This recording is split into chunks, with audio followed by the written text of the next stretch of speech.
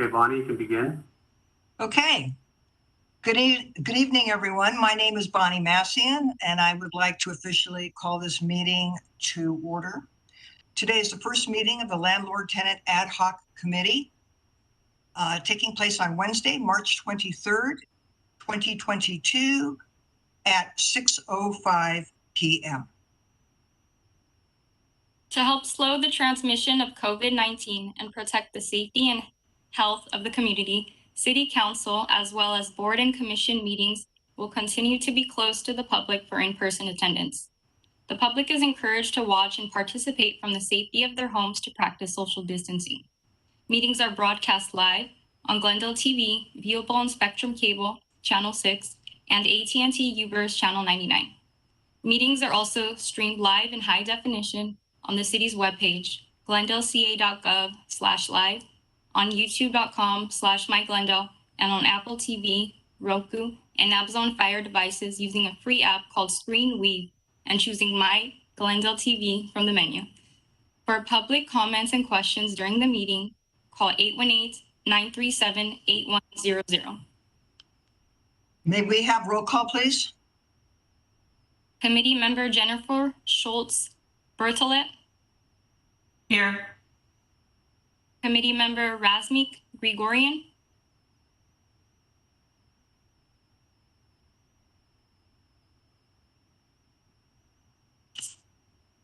I'm here. Very good. Committee member Victor Perpetian. Here. Committee member Teal Marchand. Here. Committee member James Sun.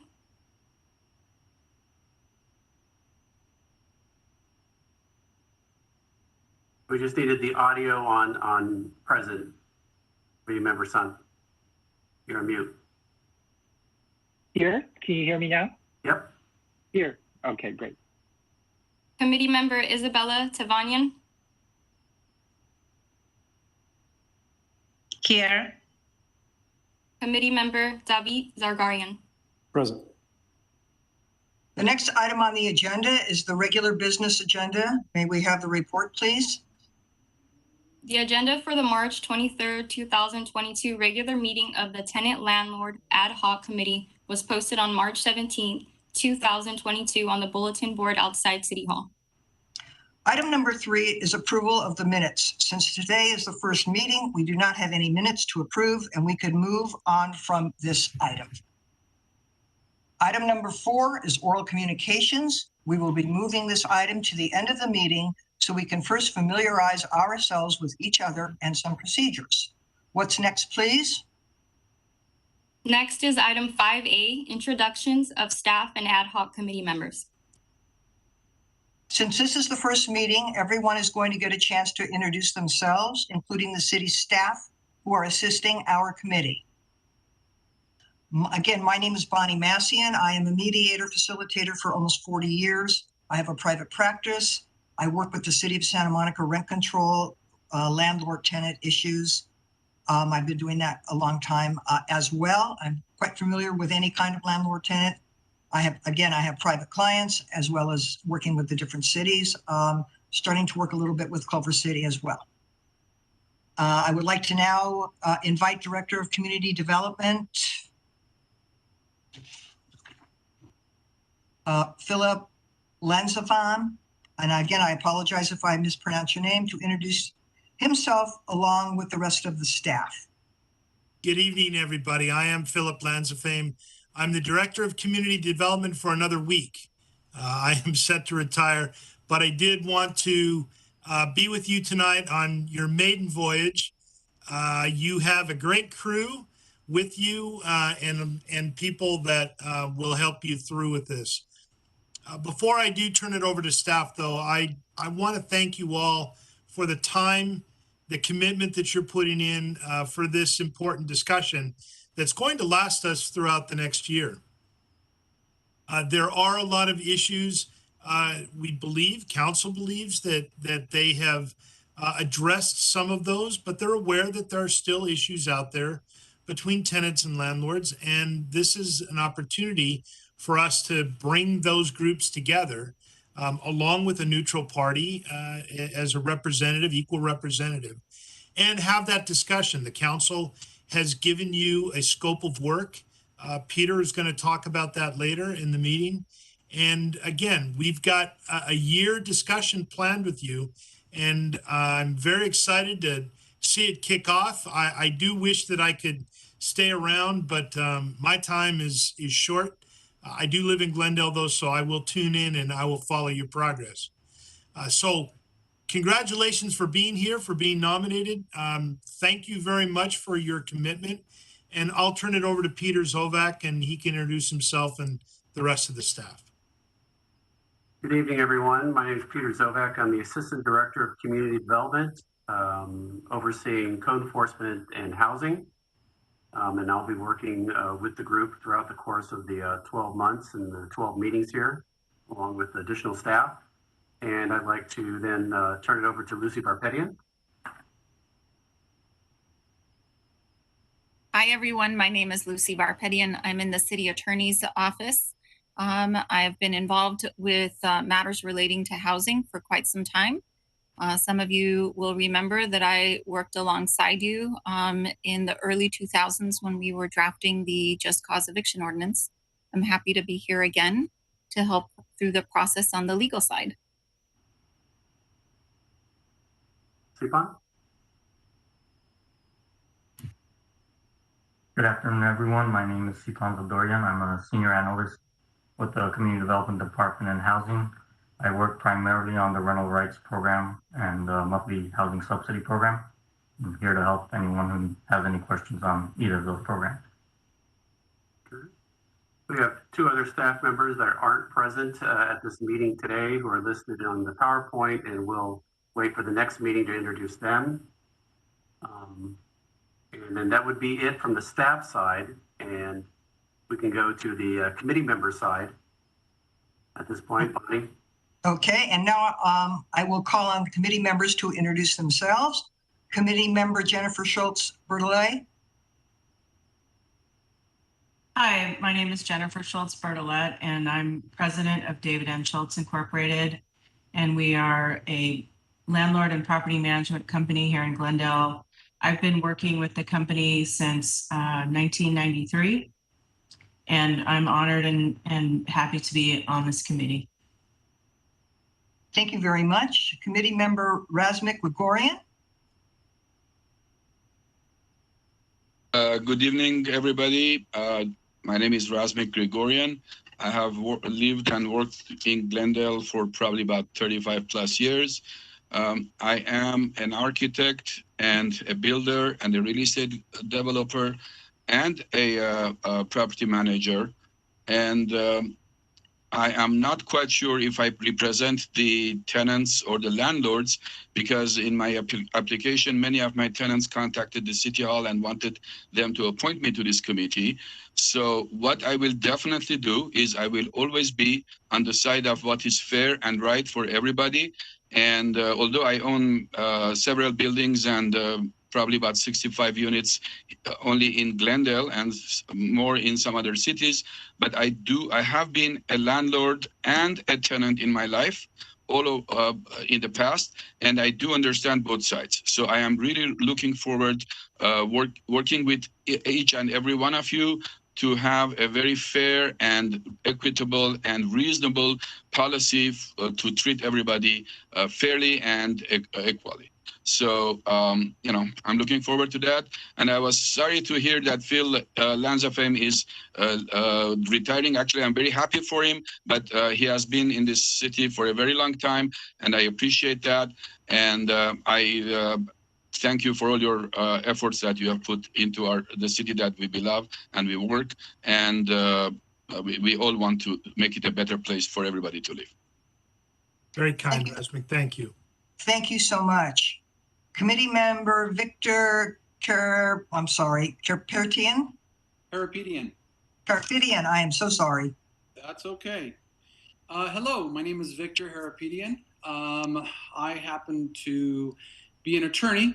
I was asked and graciously nominated for the position of acting as the neutral of this committee. I have a law practice that's here in the city of Glendale. I've been licensed for about 28 years. I have also been a tenant, both residential and commercial, in the city of Glendale. I've also been an owner, both tenant, residential and commercial, in the city of Glendale. My practice over the years has included thousands of cases representing both landlords and tenants.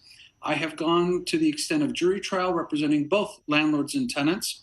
I have acted as a settlement officer on behalf of the court system. I have also been certified for the last 20 years graciously with the Los Angeles County Courts to act as a pro tem temporary judge who acts in the place of judges when they are either out or on vacation or unavailable. And I have also had a certification in the area of unlawful detainers. I have heard unlawful detainer courts sitting as a neutral. I was also on the rental housing committee, which Ms. Varpetian referred to earlier. We met in the early 2000s. I can't believe, Lucy, it's been 20 years. But we were also instrumental at that time to come together as a group to try to reach some sort of resolve that would help the city moving forward. Thank you. Thank you very much. Committee member Teal Marchand. Good evening, everyone. It's such an honor to be here and to see everyone. So I work in applied behavior analysis. So I'm a registered behavior therapist. I also am a part of, let me just clarify, I work specifically also with young kids on the spectrum and adults.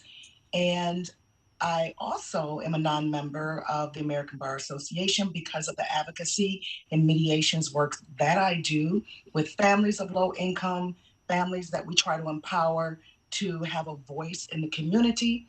And I'm preparing for other work that I'm doing with podcasts that has to do with behavior therapy and, again, families, and just being inclusive in that environment in the community. So advocacy is my thing. I'd like to say one of the things that I'm very passionate about as well is it's not about just who is right, but what is right. So I'm so glad that I can be on this committee and hopefully we can reach across the table and have common ground. Thank you so much. Thank you very much. Committee member James Sun. Hi, everyone. My name is James Sun, and me and my family, we've lived in the city of Glendale since 1973. We have a family apartment building that we've had since 1978. And I'm looking forward to serving the community and the city. And hopefully we can all find an equitable solution to some of the issues that we have with landlords and also with tenants. Thank you. Committee member Isabella Tabanyan. Hi, good evening, everybody. It's a pleasure to be here. I live in Glendale for over 30 years and I work in NODA community as well. I work in Hilton Glendale Hotel and pretty much in touch with all the people that they are in charge of our city. And always I have participation in my union in mediation and how to see this problem and not to focus more in the problem, but try to focus more in the solutions. That's what I'm here for. Thank you. Thank you very much. Committee member David Zargarian. Good evening, everyone. My name is David Zargarian. I am an attorney and a broker. I've been with a private practice in Glendale, California, and I've lived in Glendale for 30 some odd years. I'm looking forward to hearing from the public and working with both committee members and staff throughout this year. Okay, thank you very much. The next few items are a few housekeeping things we need to get through that will be presented by staff. Considering the unique function of this committee, I encourage everyone here and at home to follow along to ensure that we know how best to engage and establish healthy, collaborative workflow So with that, let's move to the following item, which is 5B, a discussion regarding the Brown Act, presented by Lucy. Lucy, would you Hi. like me to start the PowerPoint now, or do you let me know when you'd like me to start it? Sure, we could get started. Some of you have already had some experience working on or volunteering on city boards and commissions. And the Brown Act is a set of rules that all legislative bodies in California are required to follow. And we're going to try to do this very quickly, but it is something that is important that, especially for those of you who are volunteering for the first time, to hear about. So we're just going to get right into it and quickly go through it. So next slide, please.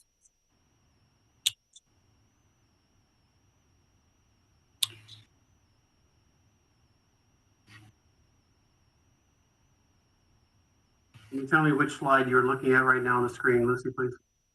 I think you're on slide 22. We need to be on slide 2. 1 second, please.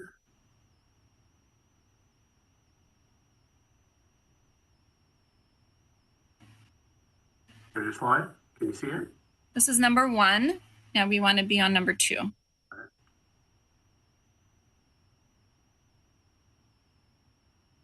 Okay, here we go.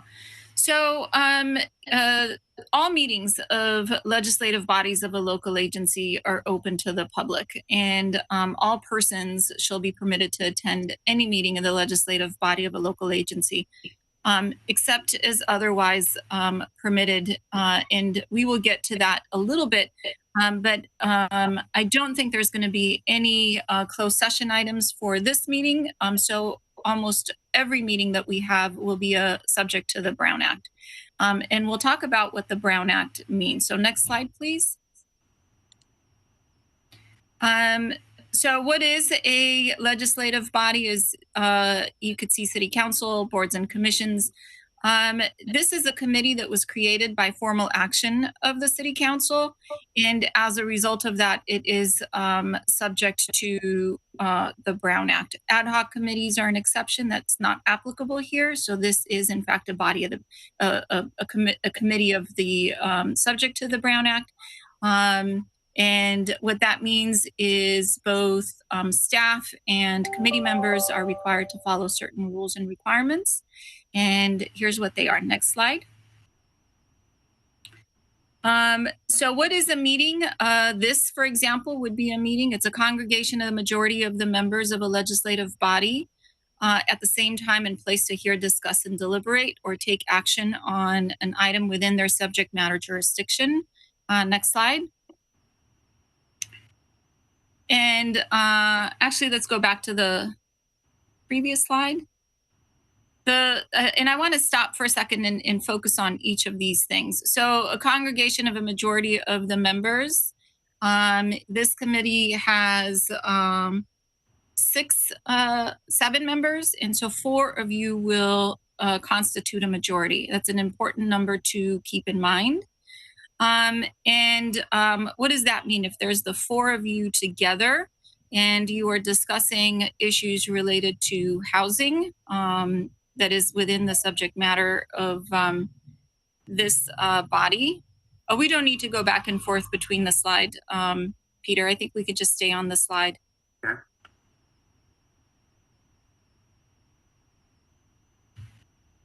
Back one? Okay. And when you start discussing or deliberating matters that relate to housing, then that becomes an issue under the Brown Act. 3 people having the discussion may be okay, although we also caution you against that, but definitely 4 members speaking together on the issue of housing related issues is a problem. Next slide.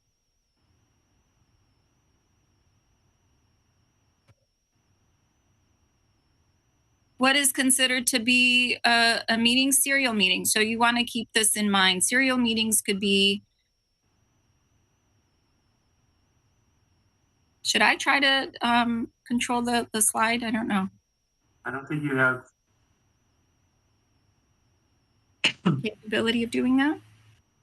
Okay, so serial meetings are a series of communications, each of which involves less than a quorum of the legislative body, which, if taken as a whole, involves a majority. So two people having a discussion and then bringing in a third separate or later, and then bringing in a fourth. Now you've got a serial meeting where four people, the majority, have now had a discussion, and that would be a problem under the Brown Act.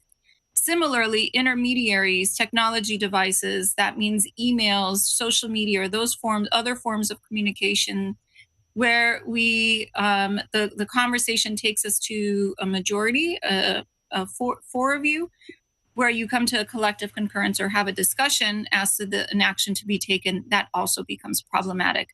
So you have to be aware of that. That's something that you have to keep in mind. There's legal consequences if you violate that. So sometimes you'll see staff will send an email and it'll go out to all of you, but you all, the committee members, will be blind copied. The reason we do that is so that you don't inadvertently do a reply all and then start a communication. Next slide.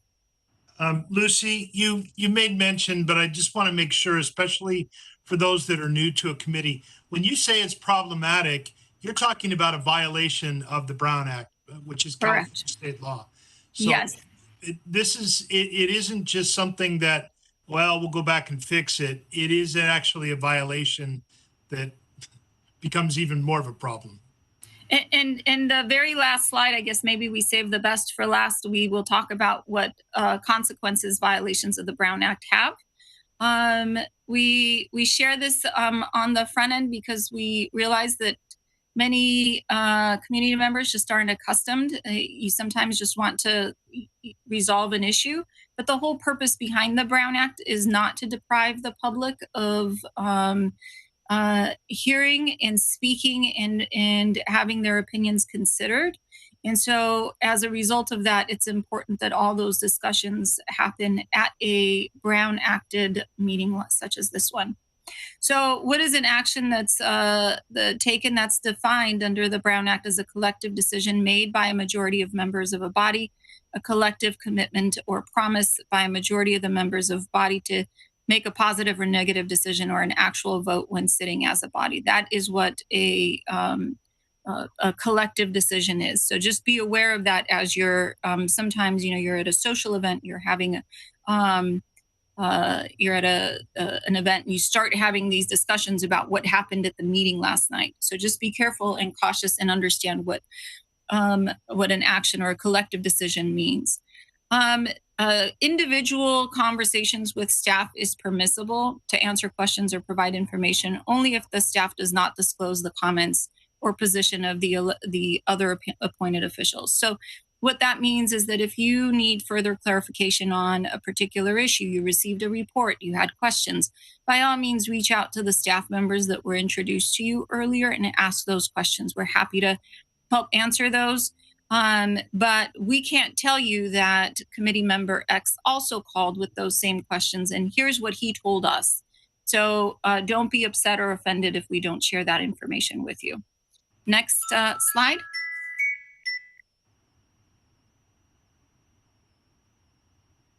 This is an example of a serial meeting.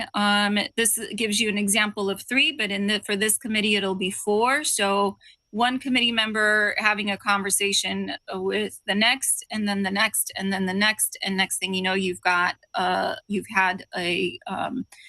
to a concurrence or a discussion that should have been done during a public meeting, and you violated the Brown Act.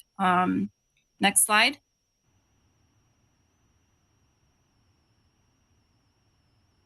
This is the hub and spoke example where you get, I guess it's similar to the serial meeting example that I think the next one is the better example of the hub and spoke, where you have one person who is maybe a staff, maybe a member of the public, maybe someone who takes a particular interest in the work of this committee, and reaches out to you to share their opinions about something that we've been discussing.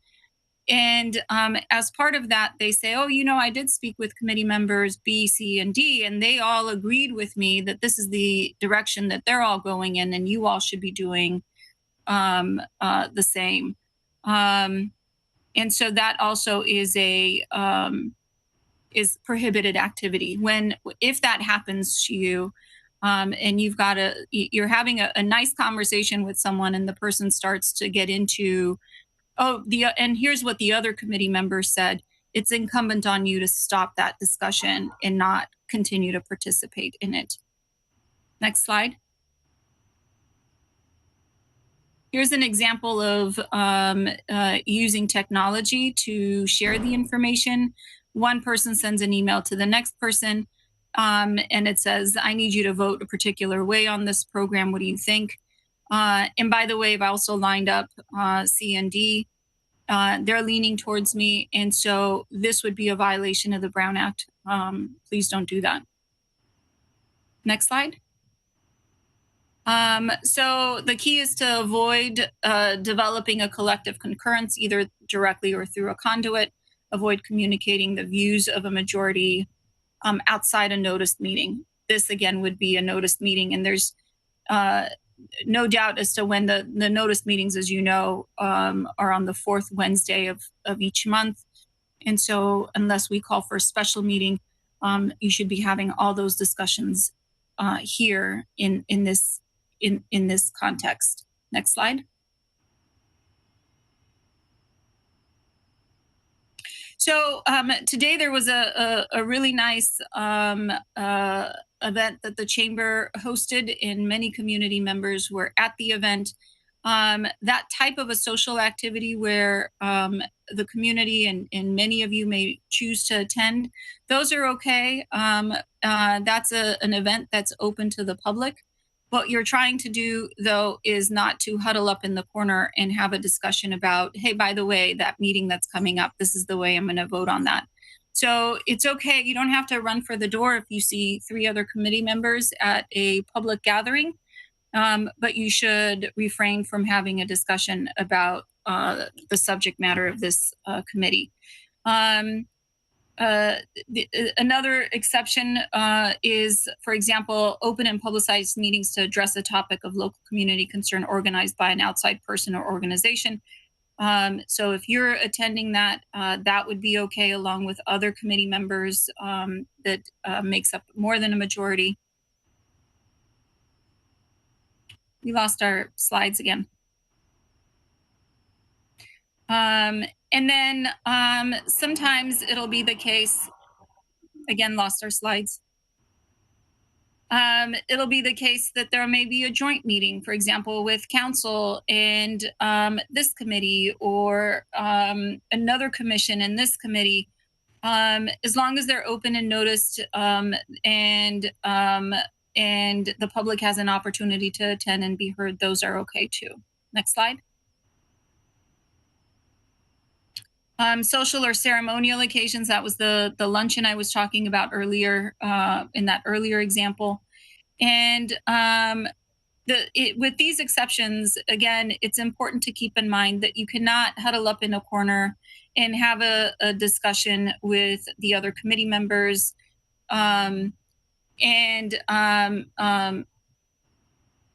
Unless, for example, let's say a homeowners association invites several of you to attend and do a presentation. If you're part of the scheduled program, that would be okay, and that program would have to be open to the public.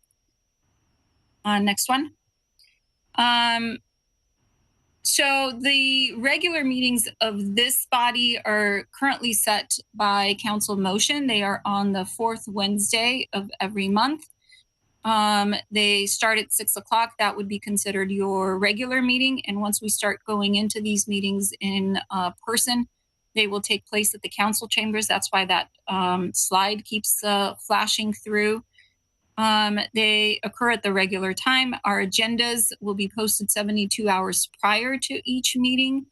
And the significance of that is that the members of the public will see what's on the agenda, and if they have a particular interest, they have the opportunity to I'll say attend, but not in person. They would be attending by calling in. They would have the opportunity to attend the meetings, be heard before you make a decision. The agenda, anything that's going to be discussed at this meeting, at our regular meetings, will be posted. Currently, it's posted right outside City Hall. We also post it on our website. We try to post it in places where we think the public will have access and encourage them to attend. And on the agenda, there will be a brief general description of each item to be discussed. And that, again, is to provide the public notice of what we will be discussing at that particular meeting. Sometimes if the discussion goes off topic and it's not agendized, those are the times that you may hear me chime in and ask that we stay on topic. The reason, again, for that is if it's not on the agenda, then the public would not have had the opportunity to prepare, attend, and be heard. And so for that reason, we will not include items that we will not allow for discussion if it's not a part of the agenda. And the agenda, I don't know if I've got a separate slide for this, but the agenda is generally developed with the assistance of our moderator and staff. There is a very specific guideline that the council has provided, broad guidelines for the committee to discuss. So we will typically stay within the parameters of what the mandate is of this committee. We will do our best to make sure that there's enough opportunity for the committee to receive information and then to speak on it. And this is how we will be developing the agenda for the coming year. Next slide. We're talking about special meetings. I'm sorry, regular meetings. The Brown Act allows for special meetings. This would happen. These meetings would happen outside of the fourth Wednesday, as I mentioned. They will happen at a different time. And sometimes that may be the case. For example, we were looking at our calendar and our November meeting is the Wednesday right before Thanksgiving. So we may want to cancel that meeting and schedule it, say, on the third Wednesday or on the second Wednesday. So that would be considered a special meeting. And the rules for a special meeting are slightly different. We may have a specific issue that we'd like to discuss that a presenter that may not be available on our regular meeting. So those circumstances would allow for us to call a special meeting. And that would be called with the assistance of the mediator here or by a majority of the members. We will work with staff in order to call that meeting. So the slight variation for a special meeting is that the 72-hour notice that we had talked about is considerably less. It's a 24-hour prior meeting notice. The same requirement with the description for the agenda is also required, and only those matters that are in the notice could be discussed. So that requirement stays the same. I'm trying to go fast, but there's a lot to say, so I'm sorry if this is a little bit drawn out. I'm not going to cover emergency meetings because it's not going to happen for you. I just cut out a slide for you. Public access and participation. This is that oral comment spot that you saw on the agenda. The public is always encouraged to attend all of these meetings. We cannot require conditional attendance. We can't say, oh, you have to, state your name, or you're required to, only be on the landlord side at this meeting or only on the tenant side at that meeting. So no conditional attendance. The public has to have an opportunity to address you. There is a designated spot on the agenda. If an item is not a part of the agenda, then they will speak. The members of the public will speak during oral comment. However, if it is within, and then the topic has to be, it has to be of interest within the jurisdiction of this body. So it does have to relate to housing issues. And if we have identified specific agenda items, then rather than that general item 3, I think it is, public would be invited to speak on the specific item that we're discussing.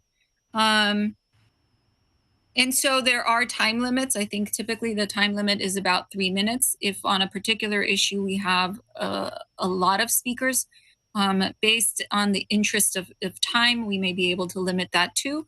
But the time has to be equal for all sides. It can't be that some sides get less time to speak and other sides more time to speak. So next slide.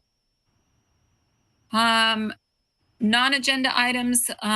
So when we get a member of the public who comes up and offers us a suggestion that is not a part of that agenda, that evening's agenda, there can be no debate or discussion. What we must, the staff could respond briefly if it warrants a response. Otherwise, depending on the nature of the comment, again, working with the mediator, we may be the facilitator, I should say, we would be able to bring this item back at a future meeting that is more appropriate or more conducive to that discussion. Again, no emergency add-ons. Next thing is public access and participation. Keep in mind that these are some hotly contested issues. It involves individuals' livelihood. This is where they live. It's their home. And some of the decisions that you make or some of the opinions that you may have, it may impact some, where someone continues to live. So we can't lash out at the public. They have to have the opportunity to speak. They may be criticizing your comments. They may be critical of staff. They may be critical of some of the programs or the services that we offer. That's just par for the course. Our duty and our responsibility is continue to allow them to speak their mind. I don't think the next one's going to be an issue as long as we're online, and so we won't get into that. Closed session, there are some limited circumstances where we could go into closed session. They typically are in the context of ongoing litigation, personnel-related issues. And in those limited circumstances, they're outlined in the code. You could review it later. There will be an opportunity to have a discussion that's not open to the public, but again, that is likely not going to happen here, and so we'll just skip closed session. Next one. Next one. Yep, next one.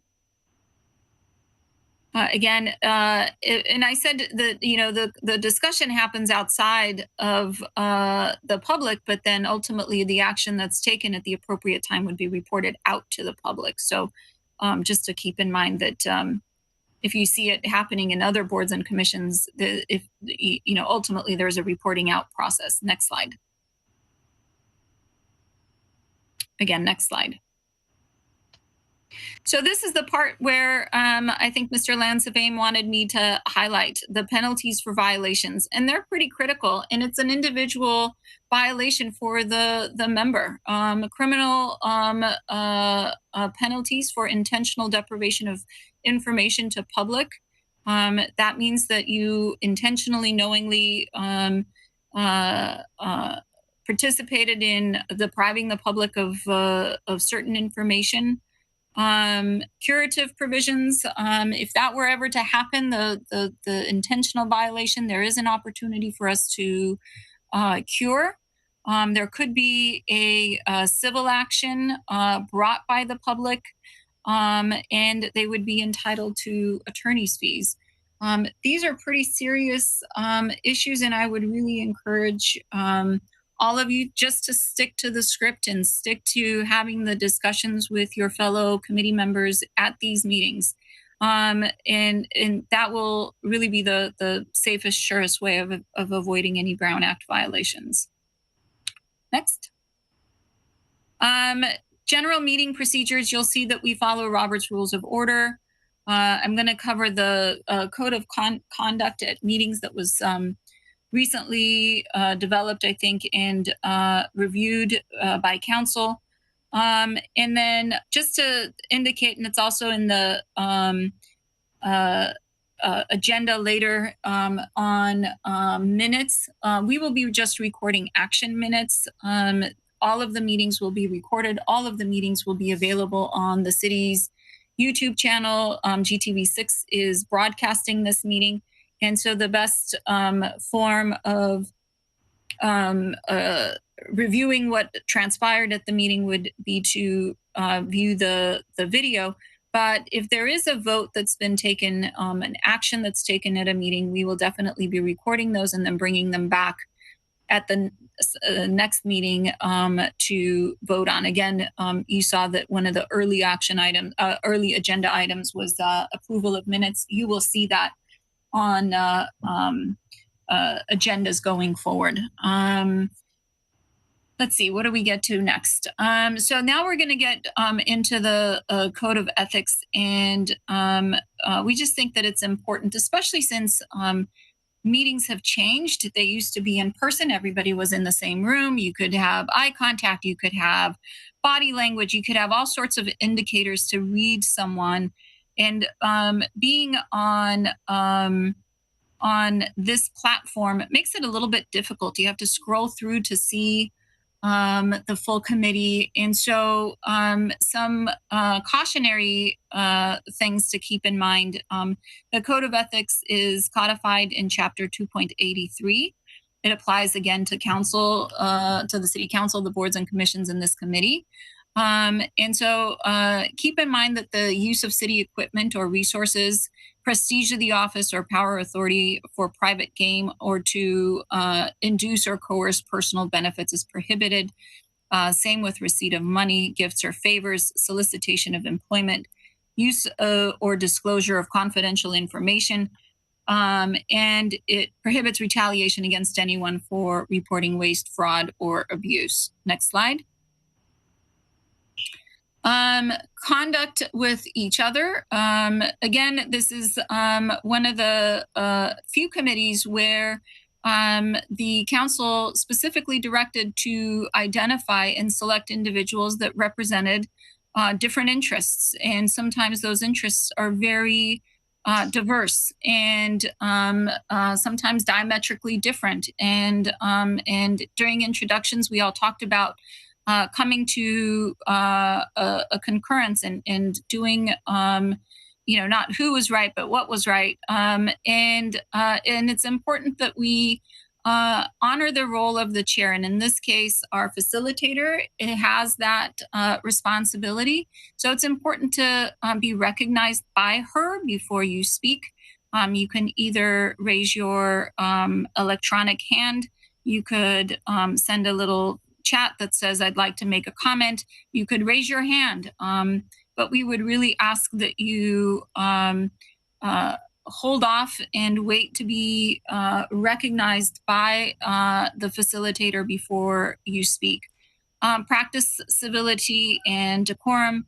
Avoid personal comments that could offend other members. Again, we're all volunteers here. Everyone's giving, well, you all are volunteers and you're giving of yourselves and of your time. And it's important that we treat each other with respect. And I think more than anywhere else, again, with such critical issues at stake, to demonstrate effective problem-solving approaches and then trying to meet in the middle where we can. Next one. I think this was the duplicate slide. See, it had a cute little graphic that you didn't get to see. All right, next slide. Conduct with the public in public meetings. Again, this is an important part of the public's participation process. They have a right to be here. They have a right to be heard. This is why the Brown Act mandates that we give them the time to be heard. So please be welcoming of speakers and treat them with care and gentleness, even though sometimes they may be not exercising the same towards you. Please participate in active listening. It is our and your duty and responsibility to be present. And so, don't get up and walk away, for example, when it's oral comment time. Keep an open mind.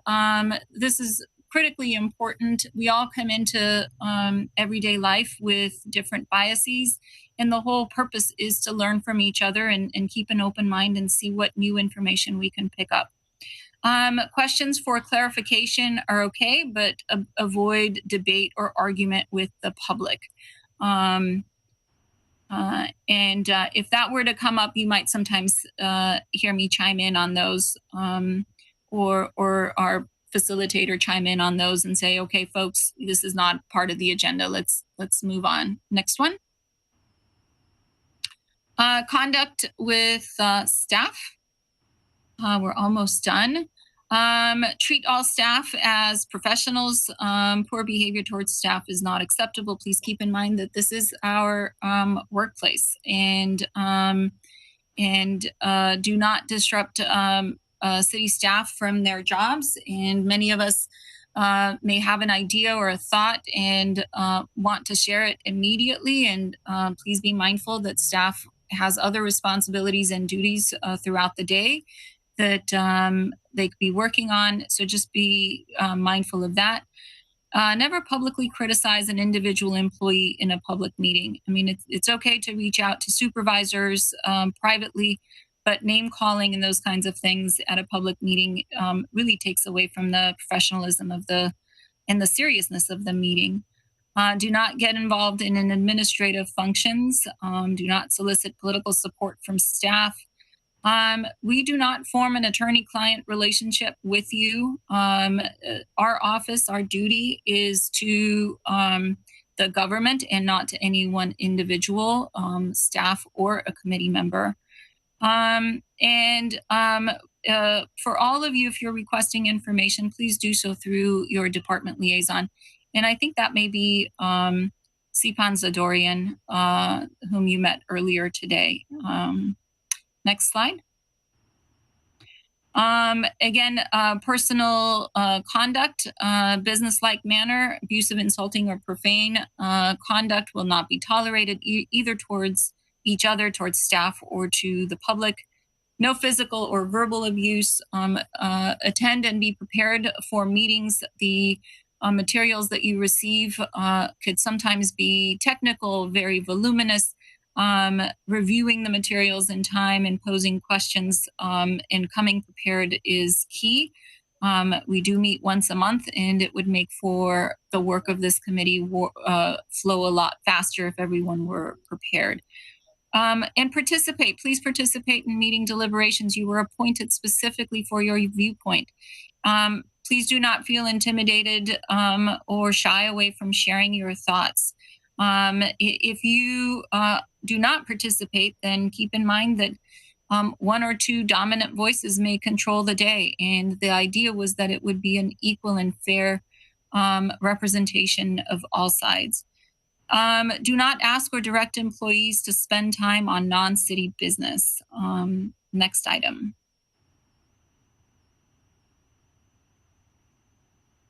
I'm sorry, Lucy, I see that there's a hand up. Is that after the? I can take it now. I could take it now. And Peter, I think this is an extra slide. Got a question? Philip has got his hand up. Yeah, I think, Lucy, are you near the end? Yes. Just something to keep in mind for all of you. And we just discussed it today, so Lucy and Peter may not yet be aware. We're going to go live beginning next month, April 4th. All boards and commissions and the city council are going to go live, assuming that the infection rate stays where it is and there aren't additional orders to shelter or to go back to remote. So much of what Lucy said, it applies whether we're online or we're in the chambers itself. There were some specific places where she called out being online because we're not there. You will all know and just apply it to in-person meetings. And we will, if everything stays status quo, we will have our next meeting in person in the council chambers. Those are always better because you actually get to interact with one another and see each other. And I think a lot easier to get work done. Although, Phil, does that mean that the public will still be calling in? The public will be calling in. They will also be able to come into the chambers. Oh, okay. Okay, so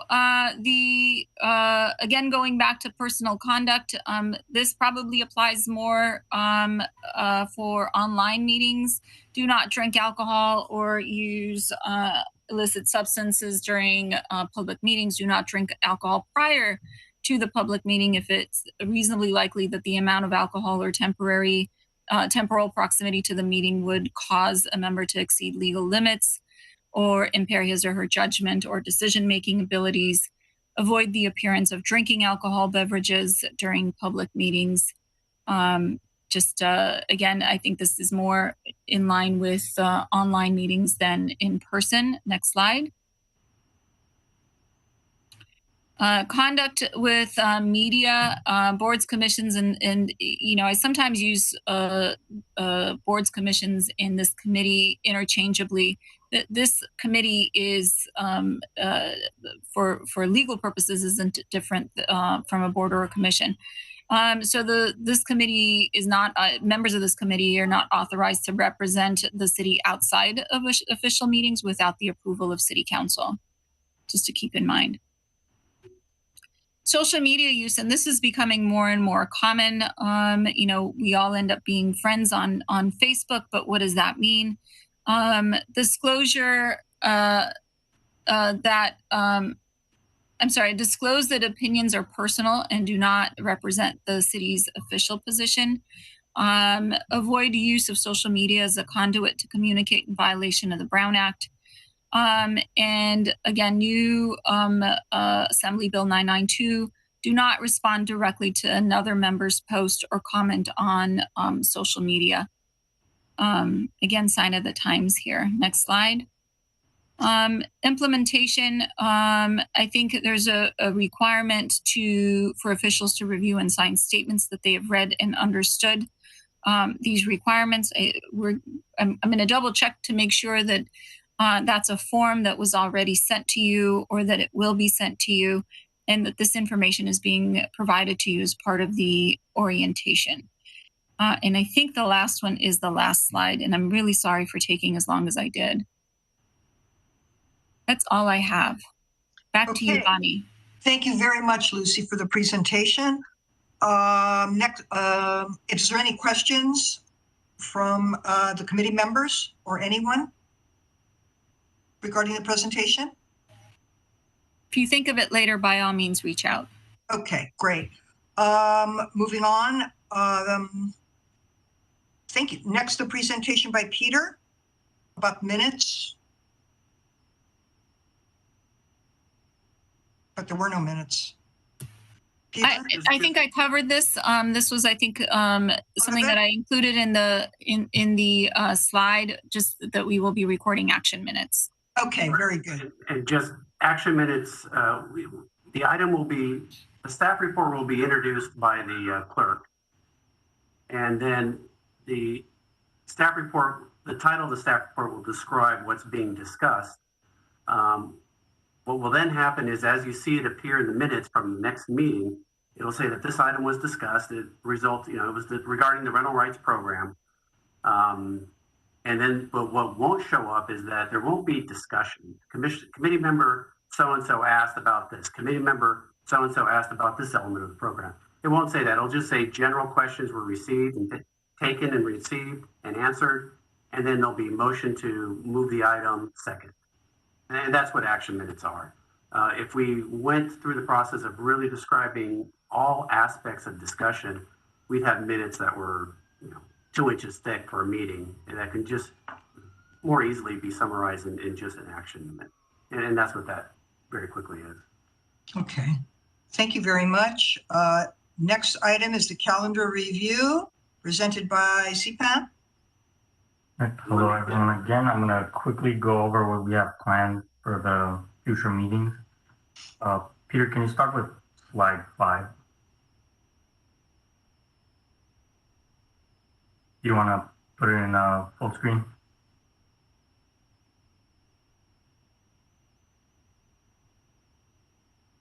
That's all right. It doesn't look like it's working. So as you already know, we're going to have 12 meetings, this one is one of them. We will have one every 4th Wednesday of each month. They will all start at 6 p.m. And as Phil mentioned earlier, we are going to be in person starting next month unless something changes. Peter, could you go to slide 8? Our next meeting is going to be April 27th. We'll discuss the rental rights program primarily, but we'll also be going over some services that are available to landlords and tenants. The committee members will hear a detailed report on both of them, the rental rights program and any services that are currently available. In the following meeting on May 25th, where the committee members are going to get an opportunity to discuss the rental rights program and any ideas that they might have regarding the program, anything they'd like to see changed, any ideas they might have on improving the program, and any subjects regarding the rental rights program that they'd like to see in our following meeting that staff can bring a report back on. And on June 22nd, that's when staff will bring a report on anything that was discussed by the committee members, if there was a report requested. Next slide, please. And then on July 27th, we will be going over education and outreach as it relates to the rental rights program and any tenant landlord issues or services that were available and that our program has done outreach on or education on. And then again, on August 24th, the committee members will get an opportunity to discuss what we presented and bring up any ideas that they might have, anything that they want to discuss, and ask for any reports that they would like to see on the following month on September 28th. Next slide, please. And then for our final group of meetings, it'll start on October 26th, and we will be going over voluntary dispute resolution programs, mediation programs. Again, we will give a report. Next meeting, committee will have an opportunity to discuss the report and any ideas they might have, and then any reports they'd like to see in the following meeting on December 28th. For November 23rd and December 28th, Lucy mentioned this earlier, we might move these meetings. I think we'll probably put it on the agenda for October 26th for the committee to discuss if they'd like to move these 2 meetings, since they do fall during the holidays right before Thanksgiving and then right before New Year's. So if the committee wants to move those meetings, we'll have it on the October 26th agenda to discuss that. And then finally, our second to last meeting, the committee will have an opportunity to discuss any future programming that they would like to see in the city, any improvements that they would like to see with our program, and generally be able to discuss whatever they'd like for this meeting, and then tell us what recommendations they have for council, and which point staff will prepare a report, which we will present to you on the following meeting. Next slide.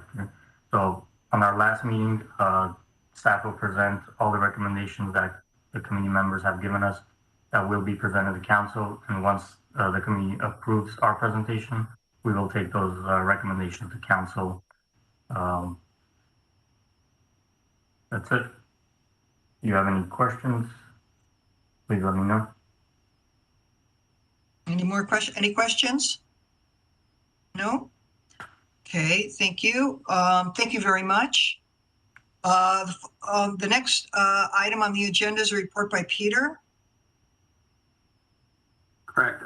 Just going back up to CPON's item, those 2 holiday meetings, some of it might depend upon how far we are into all of the subject matters we're going to be discussing. If we feel that we're going to be able to successfully cover everything, there may not be a need to reschedule that particular meeting. And of course, it's going to be up to the group, to the committee, to be able to make that determination. Okay. Let me again share a slide on the PowerPoint.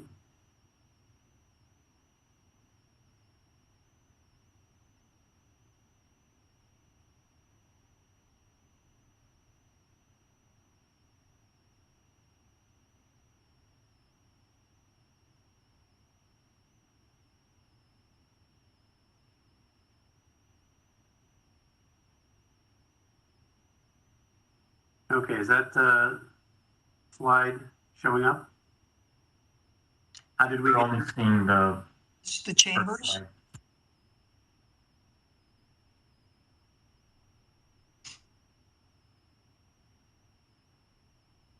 Sorry, is the slide showing, or I didn't hear? There's a slide up, Peter. How did we get here? Very good, thank you. Mhm. Over the past 2.5 years, and it really started right before the pandemic hit, City Council expressed an interest in considering the establishment of a landlord-tenant commission, and it was to provide a medium through which landlords, tenants, and other interested parties can formulate potential policy recommendations related to rental housing in Glendale. The ad hoc committee, and the landlord-tenant ad hoc committee, council decided is to serve as a conduit for citizen input, gathering and analyzing and recommending options on Glendale landlord rental housing issues to the city council for future consideration. And I'll go back to the fact that the landlord tenant ad hoc committee was probably about 3 years in the making. I would say maybe for a year prior to when the pandemic hit and the health orders to shut down came across, council was having a steady stream of discussion on tenant landlord issues. There was a time where the council was looking into possibly establishing, they received a number of reports and looked into possibly establishing a rent mediation program, as well as a rent mediation registry program. And so they did receive those reports. In the end, they did not support establishing a mediation or registry program, but they were interested in pursuing a few issues further. And that's how the landlord-tenant ad hoc committee really came to be. Those discussions that the council had about rent mediation, rent registry, came about 3 years since the last round of discussions that they had had. And those discussions came pretty close to looking at establishing rent control in the city of Glendale. Council did have a meeting at that time in which we were looking at the issue of establishing a rent control ordinance. It was a 9-hour meeting. If I recall correctly, we had about 190 speakers, and we started at 6 p.m. and we ended at 3 a.m. The result was, or the decision was, council didn't feel rent control was the answer, but they did feel that something else needed to come into play because of the concerns that they were hearing from tenants as to the plight and with regards to rents. So they did establish the rental rights program, and that's going to be the first program that you all as a committee will be looking at in depth over the course of the next 2 meetings as to how it operates and works. As Lucy had mentioned in her presentation, all this activity comes about 20 years. It was just right when we were going from 2000 to 2001, and at that time it was called the Rental Housing Issues Committee, was put together to look at a number of different issues that the council was hearing at that time from the community. Again, rent control being one of them.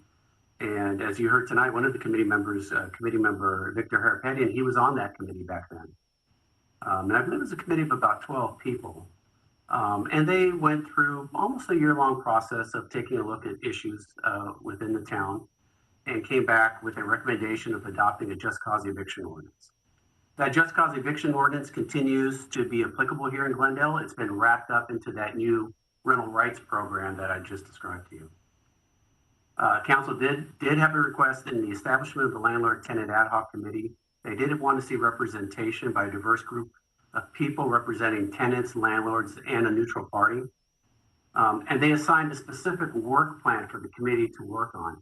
They felt it was very important to provide parameters to the ad hoc committee to look at and to evaluate and report back to them. And that work plan that they assigned really is three components. One is to review the rental rights program and recommend changes to enhance the ordinance if needed. And they also would like the committee to discuss and develop best practices for education and marketing on landlord-tenant issues in Glendale. Some of that desire came really out of the discussions of establishing a rent registry program within the city of Glendale. The city does not have a registry of rental units in town and necessarily a registry of landlords in town. And so council thought that there might, absent of that registry, which then requires registry fees because creating that registry would be a staffing cost. And so it would involve fees that would eventually get passed on to landlords and tenants. So in not wanting to establish a rent registry, council did want to have a discussion as to best practices on education, marketing, and outreach to landlords and tenants on issues when things are important.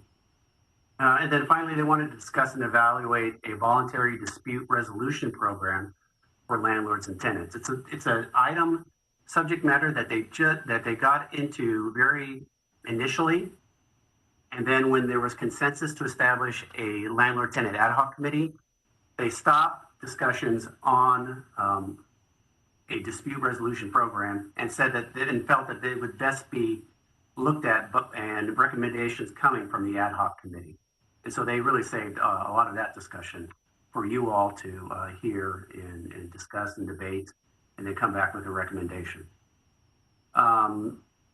Someone might have the question, well, what if there's something else that we all feel even as a committee is really important for us to want to explore? What is the process for that? Well, we do plan on checking in to City Council periodically throughout the year.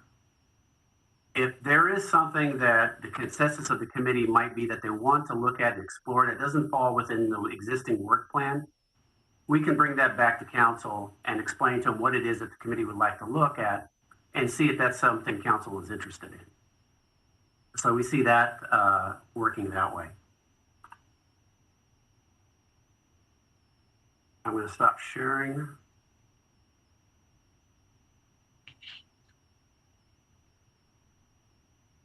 Come back to the meeting. Okay, thank you, Peter.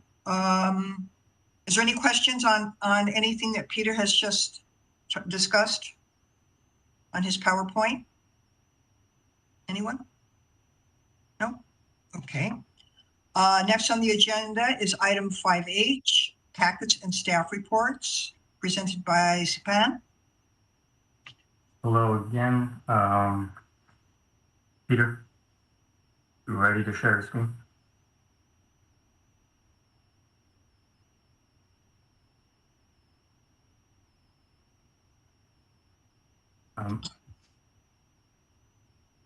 As I mentioned earlier, the committee members are going to have an opportunity to ask staff to bring back reports on topics that we discussed. As long as they remain in the work plan that Peter discussed earlier, so the topics have to be related to the work plan and what we discussed. They can't be out of left field about random things that have nothing to do with the committee. So as long as it's related to the work plan, committee members may ask staff to bring back a report to them. And in order for staff to do that, all committee members have to have a consensus on the report that they want brought back. So if one committee member wants a report on a certain topic, but none of the other committee members agree to bring back a report on that topic, the staff will not work on that report. But if there is a consensus, then staff will bring back a report for the committee members. All reports are going to be distributed electronically, unless otherwise noted earlier on. I think that's about it for that part of it. And I think Lucy has a short presentation on oral communication. Yes, thank you. Did anybody have any questions on Sipan's last? Actually, I did. I'm sorry, did somebody have a question? Yeah, if I may, if we were to, obviously we have to kind of drill down on the facts and the evidence that we're working with together in order to provide a recommendation, to get some of those facts and to drill down on the evidence of what's happening in the city as far as tenants are concerned, as far as landlords are concerned. Would commission members directly go to the city to get some of that evidence, or are we as a group going to have to vote to assign it to staff to bring back to us, like Sipan was kind of alluding to? It would be the latter that you described. It would be something that would have to come from the committee as a whole. And council operates technically in the same manner. The committee must come back with direction as to what it is they might want staff to pursue and proceed.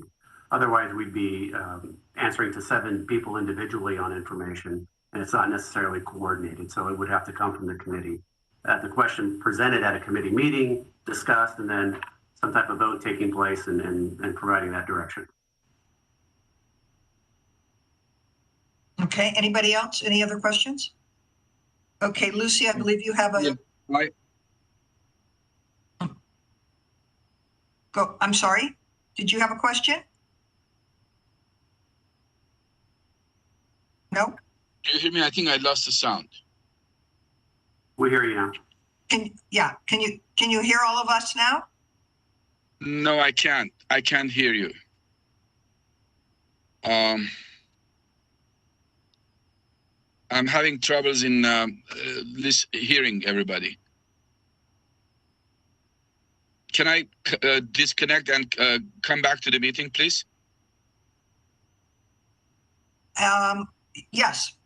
I can't hear you. Go. Yes, try that.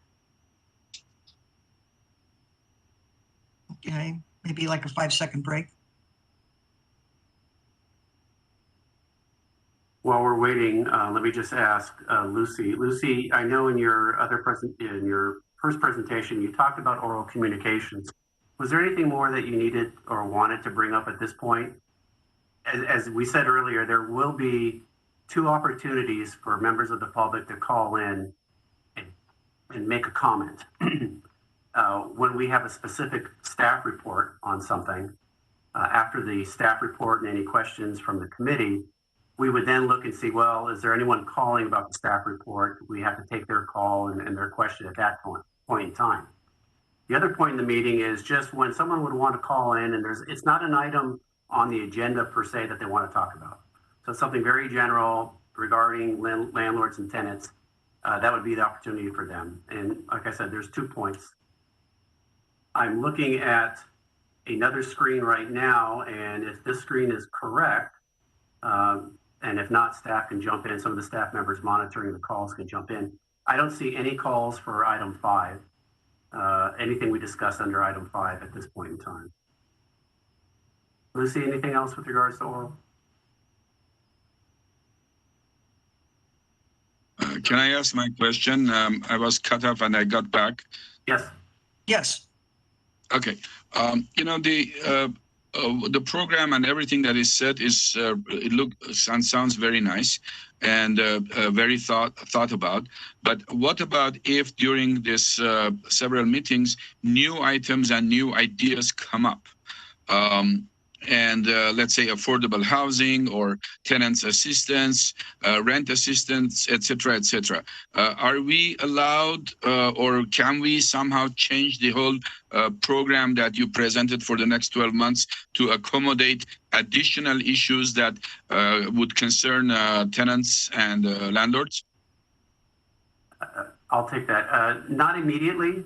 If there is a desire to add other items of discussion to the committee, and it falls outside of the work plan, then staff would be bringing those desires of the committee and that are brought up back to council at an update and direction for them as to whether or not they feel this is something they would want the committee to pursue. As I said earlier, it's a very defined work plan they provided the committee, and any deviation from it, we did make the promise to council we'd bring back to them first before allowing the committee to continue. So there is that ability to do that. It'll happen at updates to council, and then it's dependent upon the council's decision. So basically, it is up to the council to give us additional work plan. Correct. And that additional work plan could possibly come from some desires of the committee as to what it is they might want to pursue if there's a unanimous discussion on it, a majority approval of it. Yes. I see. Okay. Thank you. Could I, Madam Facilitator, may I add an additional point to Mr. Zovak's comment from earlier? Sure, go ahead, Lucy. Just to let everyone know that when we do share information with one committee member, we share it with every committee member. So every committee member will have the same exact information. Even though the question may have come from one person, we try to make sure to be consistent. Okay, thank you. Any other questions? Okay, Lucy, now, I know Peter was talking to you about oral communication. Do you have any other? Nothing more to add. Nothing more to add? Okay, excellent. Thank you, everybody, for the presentations. And thank you all for diligently paying attention and staff for the presentations. Next on the agenda, we have comments from ad hoc committee members and staff, and we will have oral communications next. Do any committee members have any comments they would like to make at this point? Madam Facilitator, maybe I can just add a couple of words with regard to this particular agenda item. This would be the time for typically during meetings for you to bring up new business items that are not a part of the agenda for the committee members. So if there's something that's within the subject matter of this committee and it's not agendized, this would be the appropriate time for you to bring that up. And because it's not agendized, there will not be a debate or discussion, but questions for staff or other general statements, thoughts or feelings that you may have about anything that's not on the agenda. So long as you keep it brief and get right to the point. Again, the idea is that there will not be a long drawn out conversation about a topic that's not on the agenda. So that's this spot on the agenda is for that purpose. Okay, thank you very much for the clarification and for letting me know. I appreciate that. Okay, so I believe next on the agenda again is talk more about oral communications, which I believe we have already discussed and have gone through. Am I correct on that, Lucy? We do. Yes. And Okay. Madam Facilitator, let me just say that oral communications, if there was a caller from the public, the time limit is 2 minutes. Correct. And again, I'm looking at the screen and we do not have any callers for this part of the program either. Okay, right. Okay. And again, we've already gone over new business as you have just specified. I may have cut short the committee member comments. I jumped in as you were asking for committee members to speak, so I'm sorry about that, and maybe we give them an opportunity to comment if they have any. No problem. Again, any comments or questions from any of the committee members of anything anybody's gone through that we've discussed? Nothing, if I may jump in, nothing that we've discussed. I don't have any questions about nothing that we've discussed, but I would like to just moving on the agenda and moving the program forward. How many individuals, if I may ask, are on specific rental programs? Like I would essentially like to find out and would like a report from the staff of how many individuals in the city, some statistics on how many individuals in the city, how many families are on rental, some sort of rental program, whether it be Section 8, low-income housing. I understand that during our next meeting, we're going to be getting some reports on the rental rights program. I would like some statistics from the city on those items. Very good. Staff was planning, if I remember correctly, on the agenda was an line item asking or describing resources for landlords and tenants. And then under that discussion, we would also be talking about some of the affordable housing programs and projects that we have in town that we've developed and how those operate and the numbers that we see in those types of programs. So it will come in the next meeting, and then if necessary, we can have more of that presentation in the meeting after. I do apologize that tonight's meeting was a little dry, and it was just very necessary that we had to go over all of these basics and things that come to us from the city attorney's office in terms of make sure we discuss this, and this.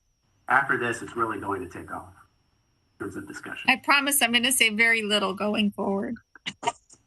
So the city attorney's office is the buzzkill. Peter's going to make you have some fun after this. Thank you.